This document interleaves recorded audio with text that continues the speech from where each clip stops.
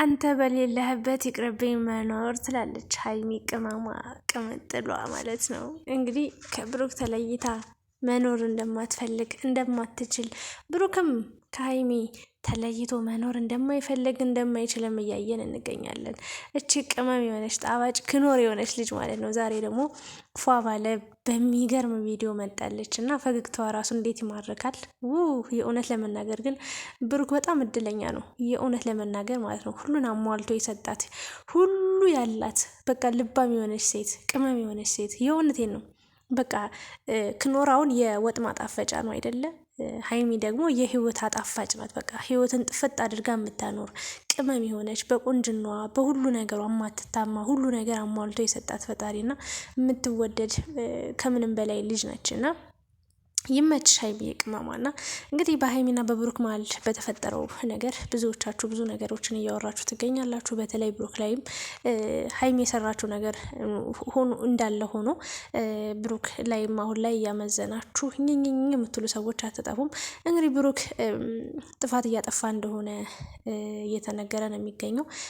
ሀይሚ የሆነ ነገር ስታጠፋ በጣም አጋኖ ሀይሚ ላይ ነገር እንደሚገንባት፣ እሱ ሲያጠፋ ግን ያን ያህል እንደማያካብድ አድርጋችሁ ነው የተናገራችሁ የምትገኙት። ሌሎቻችሁ ደግሞ ሀይሚ እንዴት ብሩክን በዚህ ልክ እስኪታመም እንዴት አደርገዋለች ሁሌ ድብቅ ናትም እያላችሁ ትገኛላችሁ። በአጭሩ እንግዲህ ስለ ሀይሚ ስለ ብሩክ እንዲሁም ደግሞ ዛሬ ስለሰራችሁ ስለለቀቀችው ቪዲዮ እናወራለን። ብሩክስ በምን አይነት ሁኔታ ላይ ይገኛል የሚለውን እናወራበታለን። በቅድሚያ እንዴት ናችሁልኝ የተወደዳችሁ የቻናሌ ቤተሰቦች? በያላችሁበት ሰላምና ፍቅር እመኝላችኋለሁ። በድጋሚ ቅመሟን ይዤላችሁ ከቻሳ ብዬላችኋለሁ። እናንተ ብቻ ላይክ፣ ሼር፣ ሰብስክራይብ ማድረጋችሁን እንዳትረሱ። ወዳችኋለሁ ከልቤ። ኮሜንት ለምትሰጡኝ ሰዎች ልባዊ ምስጋናዬን የእውነት ከተቀመጥኩበት ይሄው እንደዚህ ብድግ ብዬ አመሰግናችኋለሁ። እና ወደ ገደለው ስገባላችሁ እንግዲህ ቅምጥሏ ቅመሜ ክኑሯ የህይወት አጣፋጯ ልጅ ዛሬ እንግዲህ መጣለች በአዲስ ቪዲዮ። ከሱ በፊት ግን ስለ ሀይሚና ስለ ብሩክ ሳወራላችሁ እንግዲህ ሀይሚ በጣም ድብቅ እንደሆነች ሰው ሁሉ ያወራባታል። ብሩክ ደግሞ እንደሚያካብድ አላደለ። በቃ ሀይሚ ተሳስታም ሆነ አውቃ የሆነ ነገር ካደረገች በቃ ተስፋ የሚያስቆርጥ ነገር ወይ ደግሞ ደስ የማይል ንግግር እንደሚናገራት ነገ ተመልሰው ለሚገናኙት ግን ደግሞ አንዳንዴ ለሚያልፍ ቀን የማያልፍ ቃላት ትጠቀም ወይም ደግሞ የማያልፍ ቃላት ትናገር ይባላልና እንደዚህ አይነት ነገር ለምን ይናገራል እያሉ እንግዲህ ወቀሳ እየደረሰባቸው ይገኛል። እውነት ነው፣ መጣላትም እንዳለ መታረቅም አለና ክፉ አትናገር ይባላልና ብሩክም የእውነት ለመናገር የሆነ ቀን ላይ ምንም ተስፋ እንደሌለው አላደ ጀስት በቃ ኩርፊያ ተኮራርፈዋል ያለ ነገር ነው። ሀይሚ የጡንም ያህል ጥግ ድረስ ጥፋት ልታጠፋ ትችላለች። ምንም የሚገርም ታሪክ የለውም። ለምን ሰው ነቻ ታዲያ እንዴ? እች ልጅ የቱንም ያህል እኮ ብትወደውም ብታፈቅረውም ቢወዳትም ቢያፈቅራትም ብታቅም ባታቅም ላይክ ሰው ነች። የሆነ ቀን ላይ የሆነ ጊዜ ላይ ጥፋት ማጥፋቱ አይቀርም አይደለ? እና ፍጹም የሰው ፍጹም የለውም ባጭሩ። እና ተስፋ የሚያስቆርጥ ንግግር በተለይ ደግሞ የእውነት ለመናገር ማለት ነው ቃል በጣም ይሰብራል።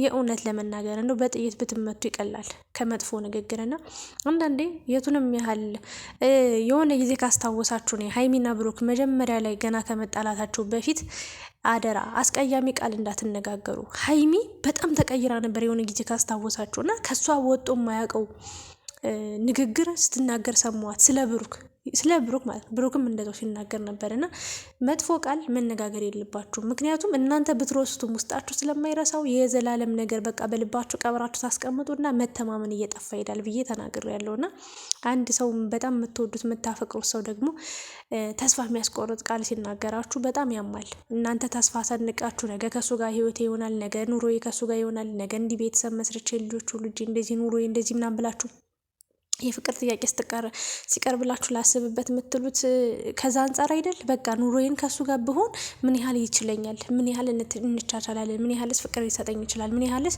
ለትዳሩ ታማኝ ሆኖ አብሮኝ ይዘልቃል ብለን አይደለ አስበንበት እኛ ሴቶች የፍቅር ጥያቄያቸውን የምንመልስላቸው ለወንዶች ልክ እንደዛ ማለት ነውና ያንን ነገር ሁሉ አንድ ሴት ልጅ አስባ ወስና ሁሉን ነገር ከገባችበት በኋላ አብሯት ያለው ሰው ግን እምነቱ ጎዶሎ ከሆነ ወይም ተስፋ የሚያስቆርጥ ንግግር የሚናገር ከሆነ ያ የሚወደው ሰው ያች የምታፈቅረው ሴት ትሰበራለች። በቃ ያሰበችው ያቀደችው ነገር ሁሉ ድጋሚ ሌላ እቅድ እንድታወጣ ድጋሚ ሌላ ብትንትን ሌላ ፈሰስ ነገር በቃ እንዲሆን ነው የሚደረገው እና መሆን የለበትም ብዬ ነው የማስበው። ለማንኛውም ብሩክም ልታጋሽ መሆን መቻል አለብህ።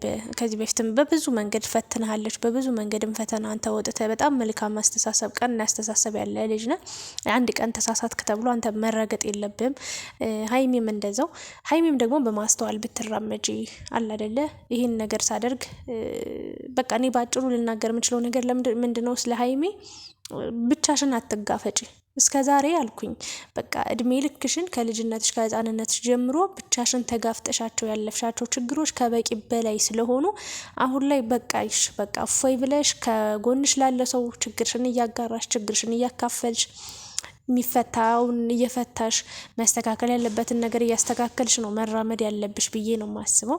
ካልሆነ ግን ብቻሽን እያሽ በሄድሽ ቁጥር ብቻሽን ችግሮችን ፈታቸዋለሁ እኔ እወጣቸዋለሁ ብለሽ በእርግጥ በራስ ችግርን እንደ መፍታት በራስ እንደ መቆምን የመሰለ ነገር ትልቅ ነገር የለም። ግን ሰውነን ጎዶሎ ይኖርብናል፣ ስህተት ክፍተት ይኖርብናል እና ሰው የሚያስፈልገን ሰዓት ይኖራል የእውነት ለመናገር እና ሁሌ ብቻሽን ችግሮችን ለመጋፈጥ አትሞክሪ። ምክንያቱም ትጎጃለሽ። ከበቂም በላይም ተፈተነሽም ስላለፍሽ ከዚህ በኋላ ብቻሽ የምትፈተኝበት ነገር መኖር የለበትም። ፈተና ከመጣ የሁለታችሁ በቃ ያንቺም ብቻ ቢሆንም ግን የሁለታችሁ ነው። ምክንያቱም በአንቺ ህይወት ላይ በቃ የሆነ የመግባት ወይ ደግሞ ያንቺን የህይወት አኗኗርሽን ሁሉን ነገርሽን ማወቅ ስላለበት ከጎንሽ ያለው ሰው ማሳወቅ ግዴታሽ ነው ብዬ ነው የማስበው። ብሩክም የሆነ ነገር ሲገጥመው አንድ ጋር ነው መጥቶ የሚያወራው። እውነት ለመናገር የቅርብ ጓደኛውም ፍቅረኛውም ሚስቱም ሁሉ ነገሩም እንደሆንሽ እየተናገረ ይገኛል። ኢቭን ለእናቱ የማያወራትን ለአንቺ ነው እየመጣ የሚያወራው እና አንቺም በቻልሽው አቅም ግልጽ ሆነሽ ከእሱ ጋር ለመቀጠል ሞክሪ። ለማንኛውም የሰው ልጅ ግን ወዶ አይደለም ድብቅ ሊሆን የሚችለው። አንዳንዶቻችሁ ከመቅበጥ ጋር ወይ ደግሞ ድብቅ ከመሆን ጋር ታያይዙታላችሁ። አንድ ሰው በውስጡ የሆነ ነገር ሊደብቅ ሊይዝ የሚችለው አንደኛ ካጠገቡ ያለ ሰው ያንን ነገር ሰምቶ እንዲጎዳ ወይ ደግሞ በሷ ምክንያት ያ ሰው ጭንቀት ውስጥ እንዳይገባ በማሰብ ነው። ሁለተኛ ነገር ደግሞ በራሴ ፈታዋለሁ እንዴ ሁሌ ለሰው ማውራት ለሰው መናገር ብላ ብቻ ለሰው በማሰብ ነው። ራሷን ነው እንጂ የጎዳችሁ ድብቅ ብትሆንም ማንንም አልጎዳችም። ስለዚህ ይሄን ያህል ልትወቀስም ልትሰደብም አይገባም ለማለት ነው። ልንረዳት መሞከር አለብን ለማለት ነው። ሌላኛው ደግሞ እንግዲህ ዛሬ ሀይሚዬ ቅመማ ቅምጥሏ በአዲስ ቪዲዮ መጣለች ማለት ነው። እንግዲህ ቤዛ የምትባሏን የቤዛ ሮያልን ታውቃታላችሁ።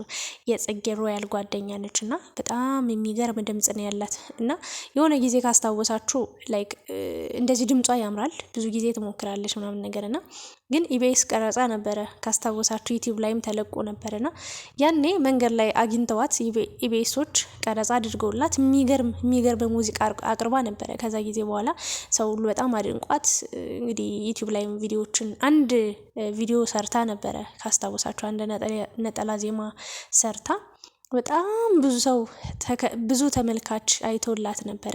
ድጋሚ ደግሞ አዲስ ቪዲዮ ለቃለች እና ሀይሚም እንግዲህ ለሷም ለማገዝም እንዲሁም ደግሞ ያለችበትን ወቅት ያለችበትን ጊዜ እንዲሁም ደግሞ ስለ ብሩክም ይገልጽልኛል ብላ የምታስበው ሙዚቃ ስለሆነ ሀይሚም እንግዲህ እንደምታዩት ቪዲዮ ሰርታበታለች። በጣም ደስ የሚል ነገር ነው ማለት ነው። ቅምጥሏ ከብሩክ ምንም ነገር አይለይሽ። በእውነት ብስል ብልጥ ብልህ ሴት መሆን አለብሽ ብዬ ሀሳብ አስተያየቴን ለመስጠት ነው።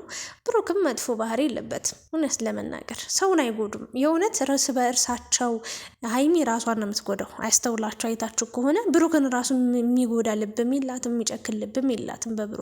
ብሩክም ራሱን ሊጎዳ ይችላል። ለሀይሚ ብሎ የፈለገ ፈተና ቢመጣ የፈለገ ጫና ቢመጣበት ራሱን ችሎ ወይ ደግሞ በውስጡ ይዞ ሊጎዳ ይችላል። ከዛ ውጭ ግን ከነሱ የተረፈ ሰው ሊጎዳ አይችሉም። በተአምር በታሪክ ምንም የሚያደርጉት ነገር የለም። ሰውንም ላይ አይደርሱም። የሰው ነገር አይነኩ። በራሳቸው ዓለም የሚንቀሳቀሱ በራሳቸው ዓለም የሚጓዙ ልጆች ናቸው እና እነዚህ ልጆች አለንላችሁ ልንላቸው ይገባል እንጂ የሆነ ጥፋት ፈልገን የሆነች እንትን ነገር አድርገን በቃ አውጥተን እሪ ምናምን ማለት ጓ ማለት የለብንም። ለማንኛውም ቅምጥሌ በጣም አምሮብሻል። ሁሌም ይመርብሽ። ሁሌም ፍክት ሁሌም በቃ እንደ ፀሐይ እንደ ጨረቃ አብሪ ለማለት ነው። ቡቡም እንደዛ እና ምን ተሰማችሁ? ስለነበረን ቆይታ ከልብ አመሰግናለሁ። ላይክ፣ ሼር፣ ሰብስክራይብ ማድረጋችሁን እንዳረሱ። ወዳችኋለሁ ጨረቃ ፋሚሊዎች፣ ሌሎቻችሁም ሁላችሁንም